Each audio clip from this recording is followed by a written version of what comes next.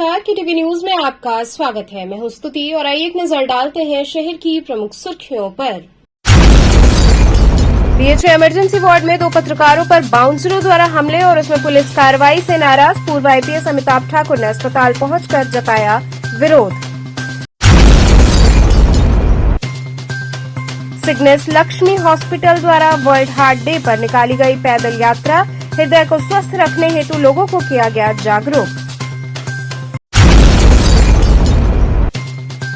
उत्तर प्रदेश प्रधानाचार्य परिषद के प्रदेशीय सम्मेलन तथा शैक्षिक संगोष्ठी का हुआ आयोजन।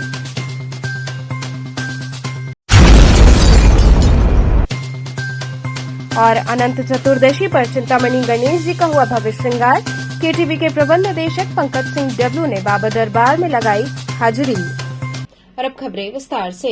BHU इमरजेंसी वार्ड में 2 पत्रकारों पर बाउंसरों द्वारा हमले और उसमें पुलिस की कार्रवाई से नाराज पूर्व IPS अमिताभ ठाकुर ने अस्पताल पहुंचकर विरोध जताया। BHU इमरजेंसी वार्ड के सामने विरोध प्रदर्शन हुआ। विगत 21 सितंबर 2023 को पत्रकार ओमकार नाथ तथा 25 सितंबर को पत्रकार प्रहलाद पांडे पर BHU के बाउंसर्स द्वारा किए गए आपराधिक हमले के मामले में वाराणसी पुलिस द्वारा की गई अत्यंत ही सतही कार्रवाई का विरोध करते हुए आजाद अधिकार सेना के राष्ट्रीय अध्यक्ष Amitabh Thakur BHU emergency ward पहुंचे और उसके सामने विरोध प्रदर्शन किया। उन्होंने कहा कि जिस प्रकार से BHU द्वारा बाउंसर्स को रखकर उनके माध्यम से मरीजों एवं उनके परिजनों पर अनवरत दुर्व्यवहार किया जा रहा है और पुलिस इन मामलों में नियमानुसार कठोर कार्रवाई करने की जगह मूक दर्शक बनी हुई है, उससे ये पूरी तरह स्पष्ट है कि इन लोगों को स्थानीय पुलिस प्रशासन का पूर्ण संरक्षण है। अमिताभ ठाकुर ने कहा कि वे 2 दिन के प्रवास में BHU के अलावा वाराणसी के अन्य सभी सरकारी अस्पतालों के साथ ही कुछ प्राइवेट अस्पतालों का भी अपने स्तर से निरीक्षण करेंगे। यहाँ BHU इमरजेंसी जिन मुद्दों को लेकर मैं पहुंचा था, BHU प्रशासन के लोगों ने उससे बात की, लेकिन कुछ अत्यंत ही गंभीर स्थितियां उत्पन्न हुई हैं जिनमें स्पष्ट हो रहा है कि BHU का जो मेडिकल प्रशासन है वह यहाँ की स्थितियों को लेकर गंभीर कतई नहीं है।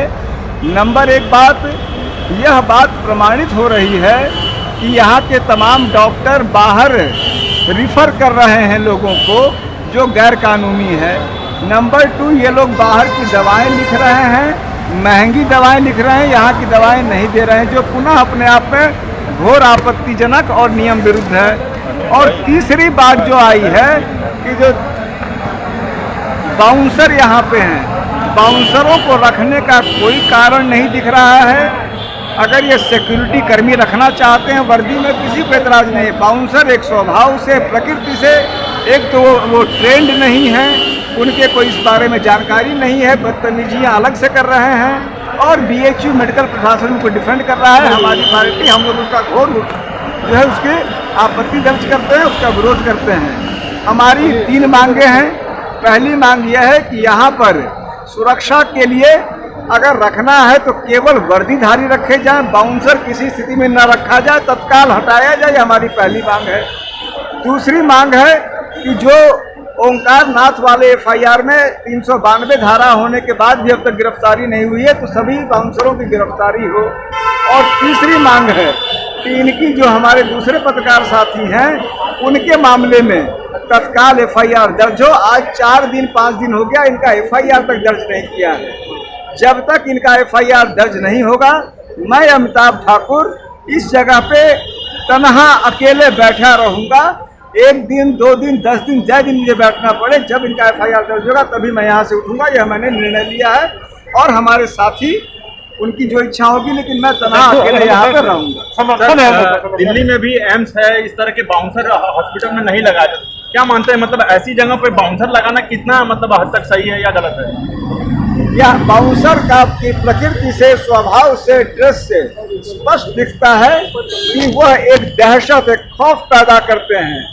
वो ट्रेंड नहीं होते हैं और बाय नेचर भी कुछ श्रृंखलता होती है। ईश्वर जाने किन स्थितियों में, किन कारणों से, और कोई अंडरहैंड डीलिंग भी हो सकती है। हो सकता है किसी स्तर पर कोई इसमें घालमेल हो, कुछ न कुछ अनियमितता हो, उसकी भी संभावना है। तो आखिर इतना ज़्यादा ये बाउंसर रखने के लिए क्यों उद्धत है, ये अपने आप में एक बड़ा सवाल है।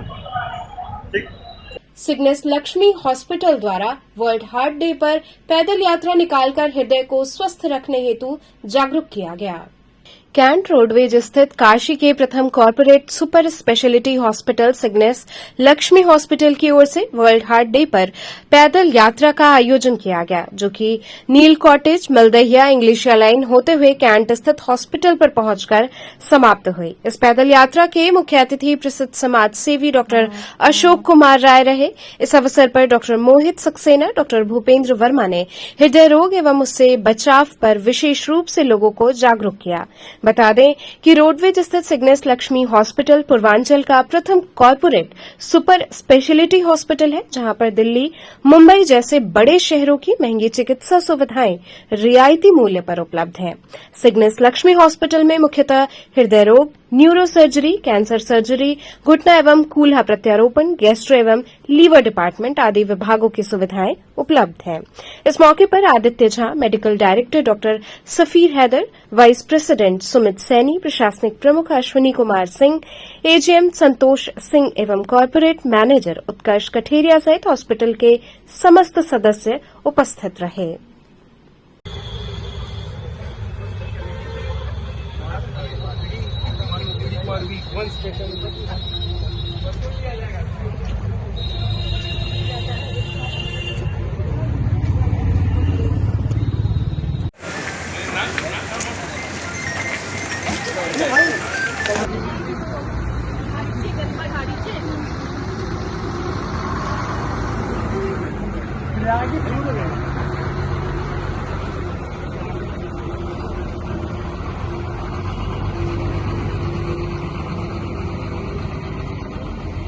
क्या है आज किस तरह का ये रैली निकला है? ये रैली जो है वो वर्ल्ड हार्ट डे के संदर्भ में निकाला गया था। इसका मुख्य उद्देश्य है कि लोगों में जागरूकता फैलाना कि लोग अपना ध्यान रखें, अपना स्वास्थ्य का ध्यान रखें, अपने हृदय को पूरी तरह से स्वस्थ रखें। तो उसके लिए छोटे छोटे बदलाव लाने हैं जीवन शैली में कि अच्छा खान पान रखें, स्ट्रेस कम लें, व्यसन जो है उसको कम करें, व्यायाम करते रहें। एक ज़्यादा टाइम ना मिले तो एक लॉन्ग वॉक कर लिया, तो उससे काफ़ी छोटे छोटे बदलाव से, बेबी स्टेप से काफ़ी दूर तक आदमी अपने स्वास्थ्य का ख्याल रख सकता क्या है। लक्षण हैं इसके जिससे लोगों को जागरूक? लक्षण अलग अलग तरह के लक्षण होते हैं अलग अलग लोगों में। अमूमन देखा गया है कि छाती में भारीपन रहना या चलने पे सांस चढ़ना, खास करके मरीज अगर डायबिटीज़ है या बीपी के मरीज है तो उनको बहुत गंभीरता से इन चिन्हों को लेना चाहिए और निकटतम अस्पताल और डॉक्टर को ज़रूर दिखाना चाहिए। उत्तर प्रदेश प्रधानाचार्य परिषद के प्रदेशीय सम्मेलन तथा शैक्षिक संगोष्ठी का आयोजन हुआ। उत्तर प्रदेश प्रधानाचार्य परिषद का प्रदेशीय सम्मेलन तथा राष्ट्रीय शिक्षा नीति पर शैक्षिक संगोष्ठी महात्मा गांधी काशी विद्यापीठ के गांधी अध्ययन पीठ सभागार में संपन्न हुआ। सम्मेलन का उद्घाटन मुख्य अतिथि अशोक गांगुली, पूर्व निदेशक सीबीएसई ने दीप प्रज्वलन तथा मां सरस्वती के चित्र पर माल्यार्पण कर किया। अतिथियों का स्वागत उत्तर प्रदेश माध्यमिक शिक्षा सेवा चयन बोर्ड के पूर्व सदस्य तथा सनातन धर्म इंटर कॉलेज के प्रधानाचार्य डॉक्टर हरेंद्र कुमार राय ने किया। विषय प्रवर्तन संयुक्त शिक्षा निदेशक वाराणसी मंडल राम शरण सिंह ने किया। उन्होंने कहा कि शिक्षा का वही मॉडल सफल होता है जिसमें प्राचीनता और आधुनिकता का संगम हो। राष्ट्रीय शिक्षा नीति 2020 इसी पर आधारित है। उन्होंने शैक्षिक संगोष्ठी के विषय राष्ट्रीय शिक्षा नीति नेशनल करिकुलम फ्रेमवर्क के अंतर्गत माध्यमिक शिक्षा की रणनीति पर विस्तृत चर्चा की। इस सम्मेलन में लगभग सभी जिलों से प्रधानाचार्य उपस्थित हुए। संगोष्ठी के मुख्य अतिथि सीबीएसई के पूर्व निदेशक तथा नई शिक्षा नीति 2020 के निर्माण में प्रमुख भूमिका निभाने वाले अशोक गांगुली ने नई शिक्षा नीति 2020 में माध्यमिक शिक्षा पर विस्तार से प्रकाश डाला। प्रदेश के विभिन्न जिलों से आए हुए प्रधानाचार्यों ने विद्यालयों को अध्यापकों सहित नई शिक्षा नीति 2020 के लिए तैयार करने की बारीकियां सिखाई। सम्मेलन की अध्यक्षता उत्तर प्रदेश प्रधानाचार्य परिषद के प्रदेश अध्यक्ष डॉक्टर वीरेंद्र प्रताप सिंह ने की। संचालन प्रदेश महामंत्री सुखपाल सिंह तोमर तथा धन्यवाद ज्ञापन डॉक्टर चारू चंद्र राम त्रिपाठी ने किया। सम्मेलन में उत्तर प्रदेश प्रधानाचार्य परिषद के संरक्षक देवकृष्ण शर्मा, रवि शंकर तिवारी, इंद्रभूषण सिंह पटेल, डॉक्टर धर्मेंद्र कुमार मिश्रा, डॉक्टर हरेंद्र राय आदि लोग उपस्थित रहे।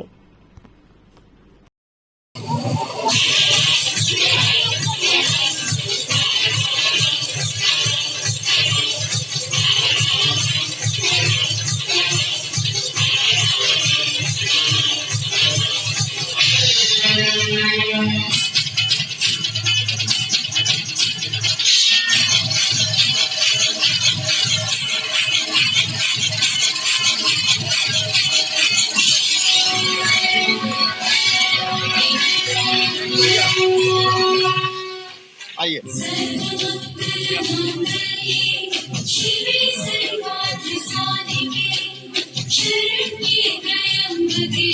सर, ये किस तरह का कार्यक्रम चल रहा है आप लोगों का? यह उत्तर प्रदेश प्रधानाचार्य परिषद का सम्मेलन एवं प्रांतीय शैक्षिक संगोष्ठी का आयोजन है। प्रदेश के प्रधानाचार्यों ने यह निर्णय लिया कि नई शिक्षा नीति 2020 माध्यमिक शिक्षा के लिए इसमें क्या रणनीति है, इस पर एक वैचारिक गोष्ठी की। मुझे आदेश हुआ कि आप इसकी व्यवस्था देखें, तो मैंने आदरणीय अशोक गांगुली जी, पूर्व चेयरमैन CBSE, नीति नियामक हैं नई शिक्षा नीति के, इनसे मैंने आग्रह किया। इनका आगमन हो चुका है।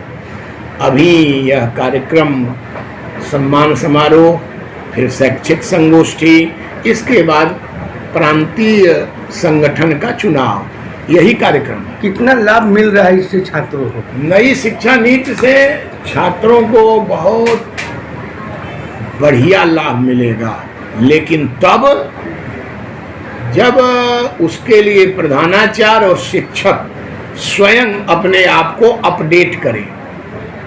नई शिक्षा नीति में काफ़ी परिवर्तन हुआ है। बच्चों को बस्ते के बोझ से हटाया गया है, बच्चों को स्वतंत्र किया गया है। वो science, arts, commerce, math group, bio group सब पढ़ सकते हैं। कोई न कोई 2 भारतीय भाषाओं का ज्ञान होना अति आवश्यक है। उसके बाद ही आप विदेशी भाषा का ज्ञान कर सकते हैं। उनके अंदर कौशल विकास का ज़्यादा जोर दिया गया है। सीधे ढर्रे पर पढ़ाई करके बेरोजगार की फौज में न खड़े हों, इसलिए उनको कौशल विकास उनका करके इंटरमीडिएट के बाद ही, अगर उनकी इच्छा आगे पढ़ने की नहीं है, तो कुछ योग्य बनकर कुछ कमाने लगे। आगे आपको जो जिम्मेदारी दी गई है प्रदेश अध्यक्ष की, तो क्या करेंगे, कितना लाभ देंगे लोगों को उसका? अब वह तो भविष्य बताएगा। ईश्वर हमें शक्ति दे, स्वस्थ रखें। तो स्वभावतः मैं मानता हूँ कि जो पद आम समाज ने हमें दिया है, हमारा प्रधानाचार्य समाज, मैं उस पर खरा उतरूं। उसकी जो महत्वपूर्ण मांगे हैं, जिसमें सरकार का किसी तरह का कोई वित्तीय भार नहीं है, किसी तरह की कोई समस्या आने वाली नहीं है, कम से कम उसको मनवाने का प्रयास किया जाए। और सेवा सुरक्षा, हमारे प्रदेश के सभी प्रधानाचार्य सुरक्षित रहें, स्वस्थ मन से अपना कार्य करें, तभी माध्यमिक शिक्षा की गुणवत्ता में विकास हो। जानना चाहूँगा, और किस तरह की योजनाएं हैं शिक्षा को? देखिए, शिक्षा के क्षेत्र में आज आमूल चूल परिवर्तन हो रहा है इस देश में। देखिए, पहले राष्ट्रीय शिक्षा नीति 2020 में आई। आज हमारे सामने नेशनल करिकुलम फ्रेमवर्क स्कूली शिक्षा में प्रस्तुत हो चुका है, जिसमें शिक्षा के क्षेत्र में, विशेषकर स्कूली शिक्षा में जो है, संपूर्ण परिवर्तन की बात स्पष्ट किया गया है। आवश्यकता अब इस बात की है कि हम इसको कैसे धरातल पर इसको हम इम्प्लीमेंट करें, कार्यान्वित करना हमारे लिए एक बहुत बड़ी चुनौतीपूर्ण स्थिति है। तो इसके लिए सबसे पहले आवश्यक है कि जब तक हमारे टीचर्स, हमारे प्रधानाचार्य इससे अवगत नहीं हो रहेंगे, तब तक इसका क्रियान्वयन संभव नहीं है। तो आज का प्रमुख उद्देश्य यही है कि हम उत्तर प्रदेश के जो प्रधानाचार्य परिषद के प्रधानाचार्य उपस्थित हुए हैं, उनको ये अवगत कराया जाए कि कौन कौन से ऐसे विशिष्ट बिंदु हैं राष्ट्रीय शिक्षा नीति में और नेशनल करिकुलम फ्रेमवर्क में, जिसे हमें जो है इसको क्रियान्वयन करना है। एक चीज़ मैं बड़ा स्पष्ट करना चाहूँगा कि मोस्ट प्रोबेबली आगामी शैक्षिक सत्र से नई जो शिक्षा नीति और नई जो नेशनल करिकुलम फ्रेमवर्क है, उसके परिप्रेक्ष्य में जो है नई जो है आपके करिकुलम, नए टेक्स्ट बुक्स प्रस्तुत होंगे। और कक्षा 10 और 12 की जो 2026 में जो परीक्षाएं आयोजित होगी, वो नई शिक्षा नीति और नई दिशा, नई परंपरा के अनुसार आयोजित होनी चाहिए। तो उसके पहले हमारे टीचर्स को अवगत होना होगा, हमारे प्रधानाचार्य को अवगत करना पड़ेगा कि कैसे हम अपने क्लासरूम टीचिंग में, कैसे हम इस क्लासरूम प्रोसेस में जो है उसको क्रियान्वित करें। इसी के लिए आज का जो है ये सम्मेलन है। सर, जनता को बहुत उम्मीदें हैं कि हम अपने उन योद्धाओं के बारे में जानें और बच्चों को पढ़ाई में वो सिलेबस में शामिल किया जाए, क्योंकि अभी तक मुगल सम्राटों का इतिहास पढ़ाया जाता है, उस पर क्या विचार है? देखिए, करिकुलम और पेडागॉजी में जो है विस्तार से विचार विमर्श किया गया है, जिसमें मुख्य रूप से ये है कि जो भाषा का जो अध्ययन होगा उसमें कम से कम इंडियन जो भाषा है वो बच्चों को पढ़ाया जाए। ये जो अंग्रेजी का जो प्राधान्य था वो एक उसकी जो है कमी थोड़ी होनी चाहिए। और दूसरी सबसे बड़ी बात यह कि इंडियन नॉलेज सिस्टम, हम इंडियन ट्रेडिशंस, इंडियन वैल्यूज़ के बारे में जो है बच्चों को इस दौर में जो अवगत कराया जाना है।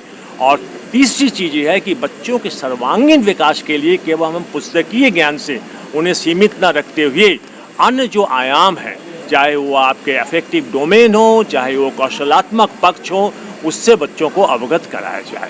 तो हमें उम्मीद है कि स्कूली शिक्षा में ये जो आमूलचूल परिवर्तन होने की बात कह रहे हैं, आ रही है, उससे हमारे बच्चे जो आज सार्वभौमिकता का दौर है, निश्चय ही इस ग्लोबलाइज्ड वर्ल्ड में हमारे बच्चे जो है सफलता के साथ जो है आगे बढ़ते रहें। सर, एक लास्ट क्वेश्चन। अनंत चतुर्दशी पर चिंतामणि गणेश जी का भव्य श्रृंगार हुआ। केटीवी के प्रबंध निदेशक पंकज सिंह डब्लू ने पहुंचकर प्रभु के चरणों में शीश नवाया। अनंत चतुर्दशी के शुभ अवसर पर सोनारपुरा स्थित चिंतामणि गणेश जी के श्रृंगार महोत्सव का आयोजन किया गया। इस अवसर पर सर्वप्रथम पंचामृत स्नान के पश्चात प्रभु को नवीन वस्त्र आभूषण धारण कराया गया। इसके पश्चात विभिन्न सुगंधित पुष्पों से तथा विशेष रूप से दूर्वा से बाबा की अलौकिक झांकी सजाई गई। इसके बाद प्रभु को मिष्ठान सहित विभिन्न व्यंजनों का भोग अर्पित किया गया तथा प्रभु की आरती की गई। इस मौके पर केटीवी के प्रबंध निदेशक पंकज सिंह डब्लू ने बाबा दरबार में हाजिरी लगाई। उन्होंने बाबा का दर्शन पूजन करते हुए उनके चरणों में शीश नवाया। मंदिर के महंत चल्ला सुब्बाराव शास्त्री द्वारा बताया गया कि भाद्रपद शुक्ल पक्ष की चतुर्थी से गणेश उत्सव की शुरुआत होती है और आज बाबा का बरही उत्सव मनाया जा रहा है। उन्होंने बताया कि प्रभु चिंतामणि गणेश जी के दर्शन पूजन से भक्तों को मनोवांछित फल की प्राप्ति होती है। वहीं इस मौके पर भजन संध्या एवं सम्मान समारोह आयोजित हुआ। भजन संध्या में कलाकारों ने वादन, नृत्य, संगीत की प्रस्तुति से सभी को मंत्रमुग्ध कर दिया। इस मौके पर सोनू बाबा सहित बड़ी संख्या में भक्तगण उपस्थित रहे। वहीं बाबा के दर्शन पूजन का क्रम देर रात्रि तक चलता रहा।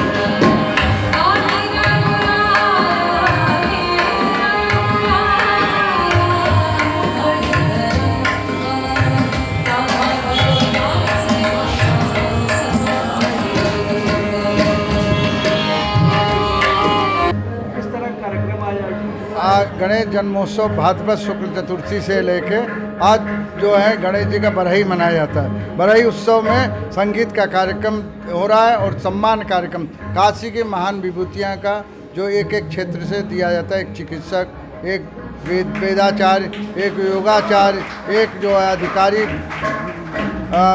और इसके बाद एक पत्रकार, उसी तरह जो है 5 क्षेत्र से यहाँ पे सम्मान किया जाता है। क्योंकि गणेश जी विद्या बुद्धि के दाता हैं। यहाँ विद्या बुद्धि सबको मिले और सबको सम्मान करने से उन लोग और काशी की और जनता की सेवा कर सकें। और इसके बाद यहाँ संगीत का कार्यक्रम होता है। रात भर गणेश जी को बरही मना के गणेश जी को भजन और ठुमरी, दादरा ये सब सुनाया जाता है, जिससे कि मैंने गणेश जी प्रसन्न हो और सबको मनोकामना पूर्ण करें। एक चिंतामणि गणेश इनका नाम है, जिसकी भी जो मनोकामना है यहाँ पूर्ण होता है। ये गणेश जी ऊपर शुभ लाभ, नीचे रिद्धि सिद्धि, अष्टभुजा, दक्षिण मुख, एकदम त्रिनेत्र हैं। यहाँ जो भी मन होती है यहाँ पूर्ण होता है। ये काशी खंडोक्त एवं केदार खंडोक्त है। इसका यहाँ दर्शन करके केदार जी जाया जाता है। शिव केदार केदार केदार मोक्ष लक्ष्मी पुरद्वार कपाट। यहाँ जो केदार खंड में रहता है उसको मोक्ष का द्वार खुला है। प्रत्येक वर्ष आनंद चतुर्दशी के दिन यहाँ श्री चिंतामणि गणेश जी मंदिर में संगीत का आयोजन किया जाता है और श्री चिंतामणि गणेश जी महाराज का बहुत भव्य श्रृंगार होता है। उसके उपलक्ष्य में काशी के सभी बड़े कलाकार अपनी उपस्थिति यहाँ दर्ज करवा के अपने को गौरवान्वित महसूस करते हैं। और हम लोगों की कोशिश है कि मैंने आज भी महंत जी से, चल्ला सुब्बाराव जी से कहा कि इस चीज़ को अब धीरे धीरे यहाँ काशी से लेके इंटरनेशनल लेवल पे ले चला जाए और धीरे धीरे ये प्रांगण भी बड़ा हो, इससे गणेश जी से कृपा हो ऐसी। आज कौन कौन सा कार्यक्रम आयोजित? आज सर्वप्रथम शहनाई वादन हुआ, द्वितीय उसके बाद गायन, अभी कथक नृत्य की प्रस्तुति होगी, उसके बाद भरतनाट्यम, उसके बाद पुनः गायन, उसके बाद फिर सितार, उसके बाद फिर तालवाद यात्रा, ऐसे बहुत सारे कार्यक्रम होंगे आज। प्रसाद भंडारा जी, प्रसाद भंडारा नहीं है, प्रसाद वितरण हो रहा है। यहाँ रुकेंगे एक छोटे से ब्रेक के लिए। आप बने रहिए केटीवी के साथ।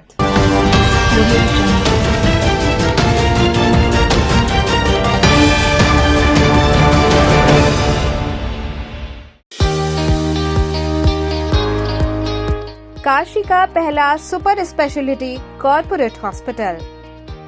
स्वास्थ्य से जुड़ी सभी समस्याओं का समाधान एक ही छत के नीचे।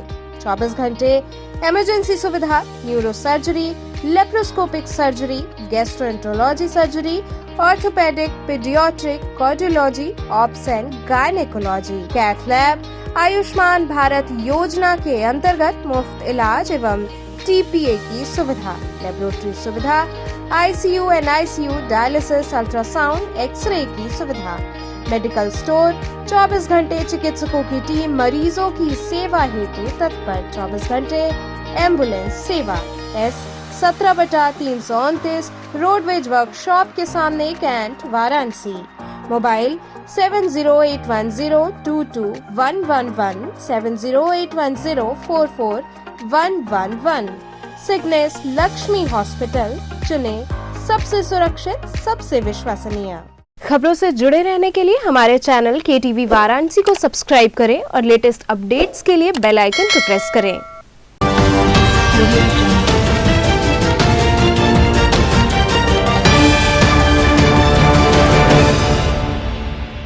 वनिता पब्लिक स्कूल में मेरी माटी मेरा देश कार्यक्रम के तहत विविध प्रतियोगिताएं आयोजित हुईं।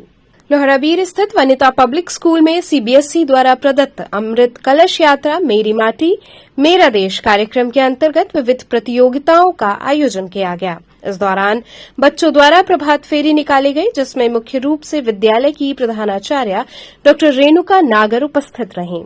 इस अवसर पर विद्यालय में रंगोली, निबंध, बैंड प्रस्तुति इत्यादि प्रतियोगिताओं का आयोजन किया गया, जिसमें विद्यालय के बच्चों ने बढ़ चढ़कर प्रतिभाग किया। जहां एक ओर छात्राओं ने एक से बढ़कर एक रंगोली की आकृति उकेरी, तो वहीं निबंध प्रतियोगिता में विद्यार्थियों ने अपनी लेखन प्रतिभा का बखूबी प्रदर्शन किया।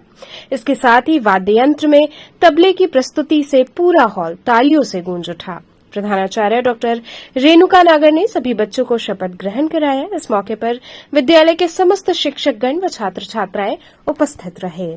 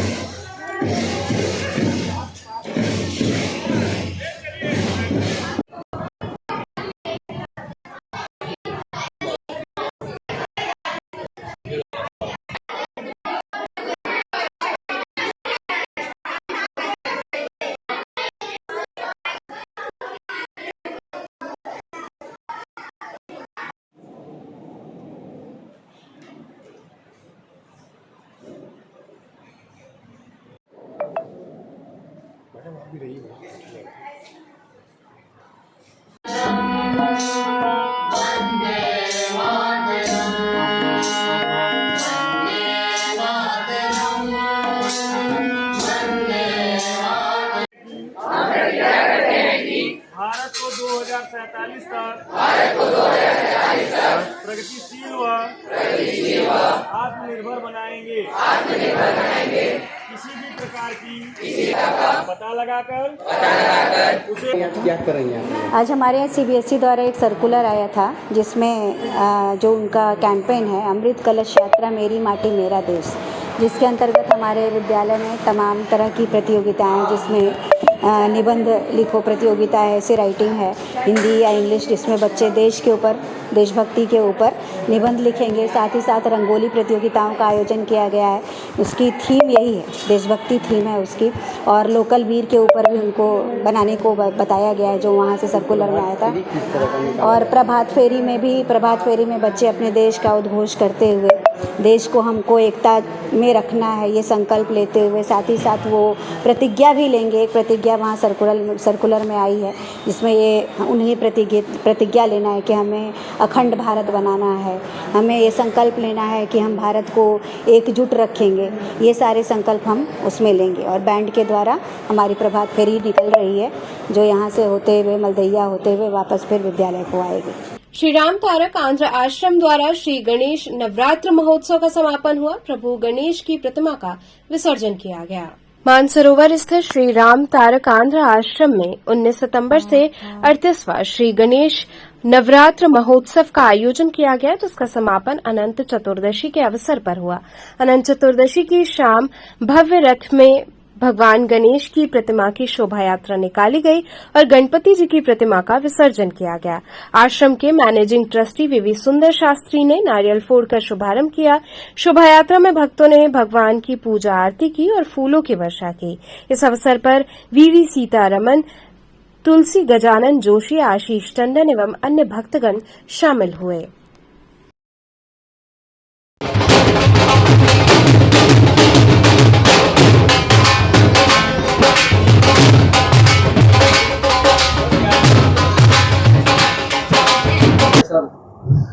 आज गणेश नवरात्र महोत्सव जो 38वां साल है, श्री राम तारक आंध्र आश्रम मानसरोवर घाट पर, इस आयोजन का हम लोग 38 साल से निरंतर पूजा पाठ, अनेक कार्यक्रम, प्रतियोगिता, सांस्कृतिक कार्यक्रमों के साथ हम लोग मनाते हैं। इस साल भी हम लोग 19 सितंबर 2023 से लेकर आज तक पूजा पाठ, बीच में अनेक कार्यक्रम, छोटे बच्चों का प्रतियोगिता आयोजित है, जिसका पूजा का समापन हम लोग सुबह कलश उद्वासन से किए थे, जो कि गंगा जी में कलश को हम लोग निमज्जन किए।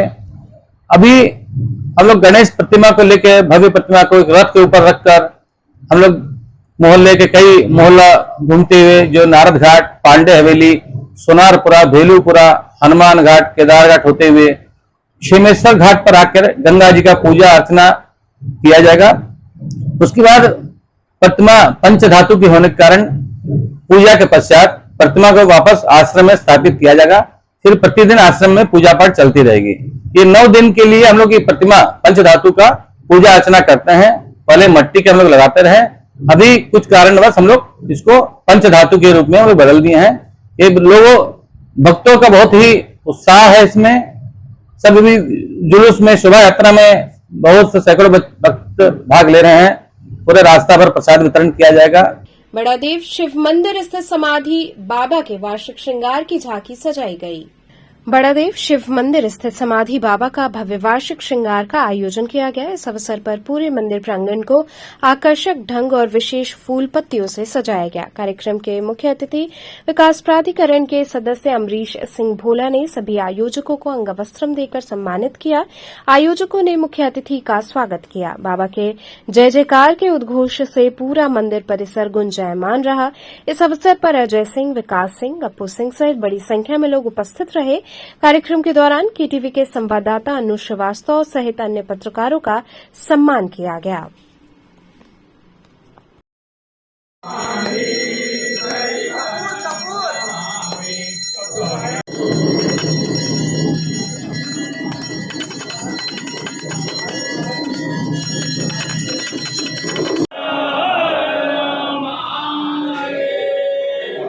आज बड़ादेव गोदौलिया स्थित समाधि बाबा के स्थल पे जो है भव्य बाबा का श्रृंगार का आयोजन यहाँ क्षेत्रीय लोगों के द्वारा किया गया था।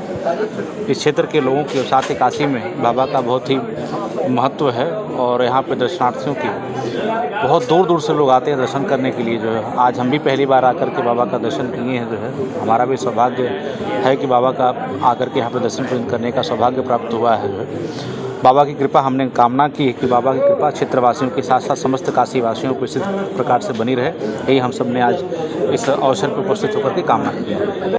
जश्न ईद मिलादुन नबी के मौके पर शहर भर में नातिया कलाम मुकाबले हुए, अंजुमनों को सम्मानित किया गया। जश्न ईद मिलादुन नबी के मौके पर देर रात तक नगर में अंजुमनों ने कलाम व नात पढ़ा। विजयी प्रतिभागियों को जगह जगह शील्ड प्रदान किया गया। दालमंडी में अंजुमन खुदामुल मुस्लिमीन के डायस पर सभी अंजुमन ने अपना नात कलाम पेश किया। डायस पर प्रमुख रूप से फरमान इलाही एडवोकेट शादाब अहमद आदि शामिल रहे। इस मौके पर पत्रकारों को भी सम्मानित किया गया। इस दौरान नातिया कलाम सुनने के लिए काफी संख्या में लोग उपस्थित रहे।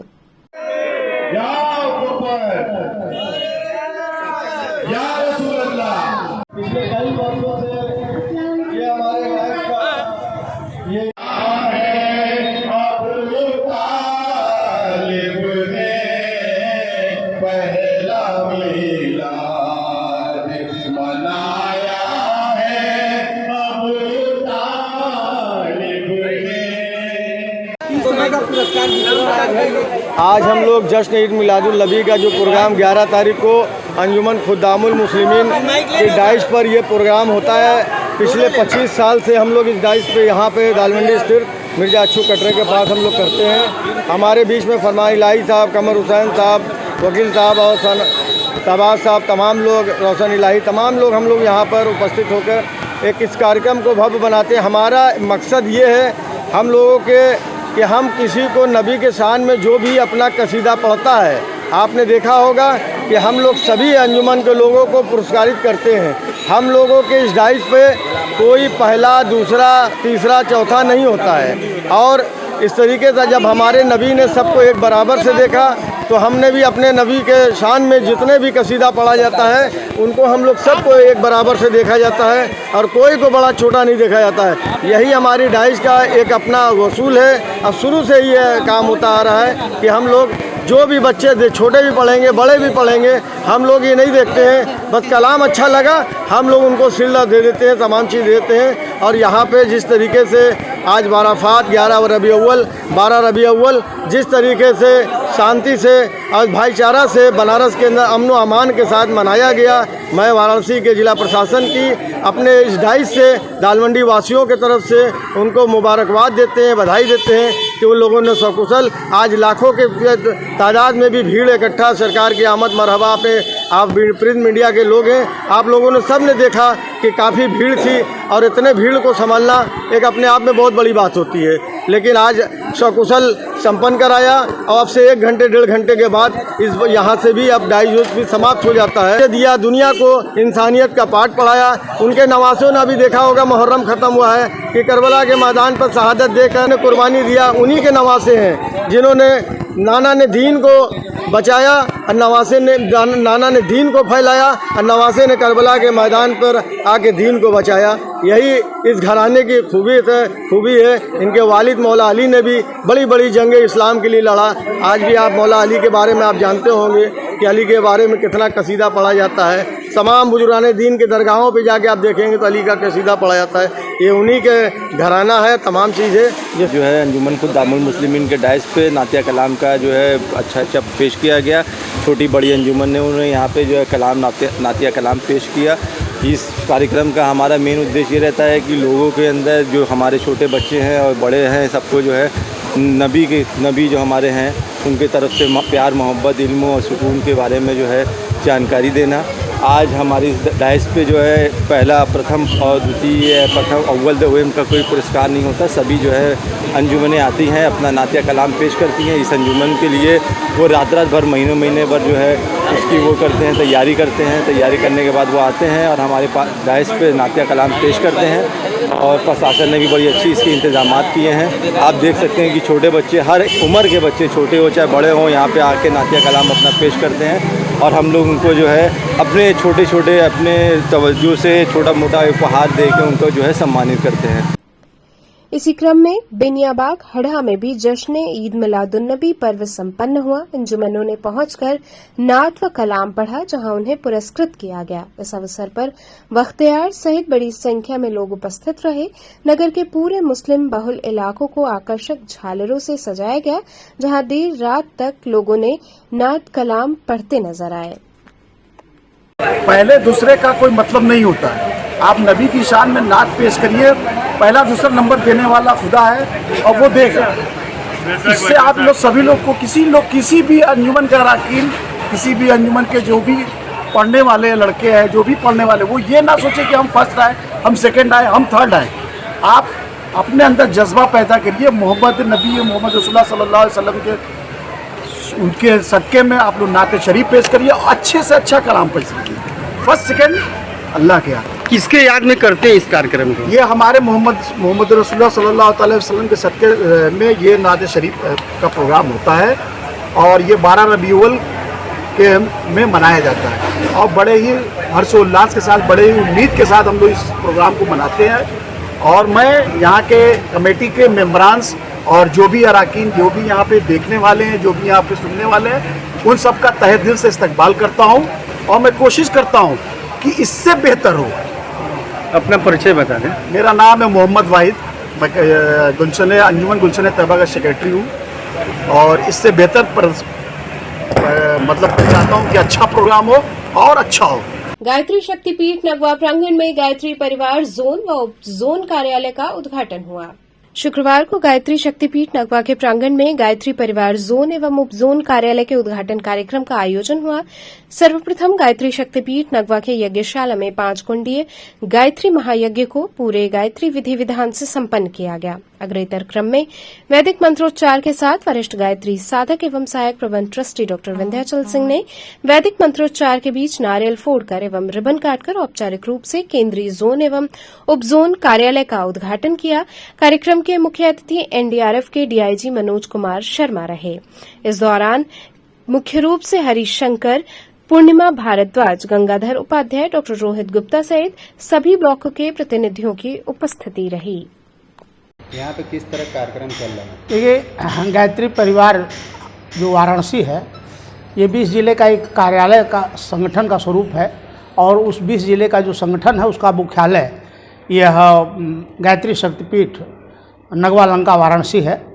तो कार्यालय तो यहाँ पहले से था, लेकिन नए ढंग से यहाँ के हमारे जो सम्मानित ट्रस्टीगण हैं और जो हमारे वरिष्ठ कार्यकर्ता हैं, उन्होंने जो पहले से बना हुआ था उसको और अच्छे ढंग से बनाया है और उसका पुनः उद्घाटन जो है आज रखा गया है। और हमारे वाराणसी जोन को जोन समन्वयक है आदरणीय मान सिंह वर्मा जी, तो वह यहाँ पर शांति कुंज हरिद्वार के प्रतिनिधि हैं और 4 उपजोन हैं, 4 उपजोन के भी हमारे पदाधिकारी आए हुए हैं।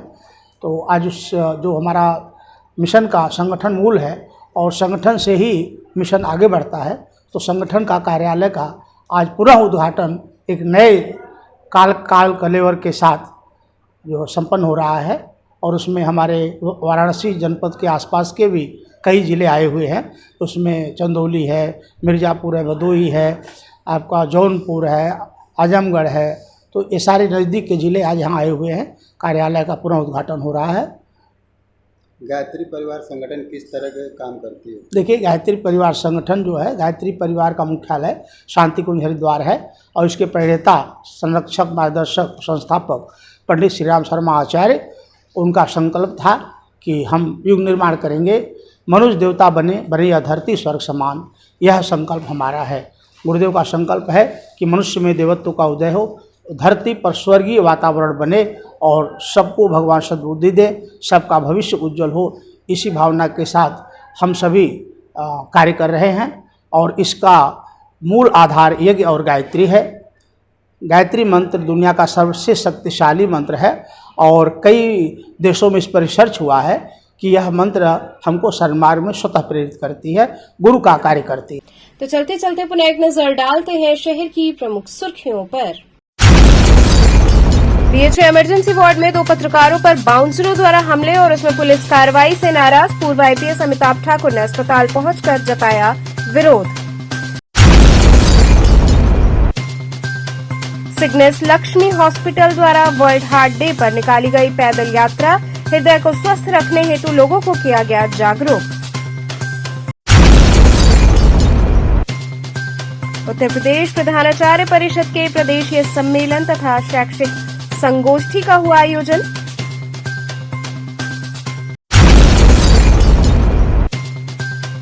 और अनंत चतुर्दशी पर चिंतामणि गणेश जी का हुआ भव्य श्रृंगार, केटीवी के प्रबंध निदेशक पंकज सिंह डब्लू ने बाबा दरबार में लगाई हाजिरी। तो ये थे आज के समाचार, कल फिर होगी मुलाकात, तब तक के लिए नमस्कार।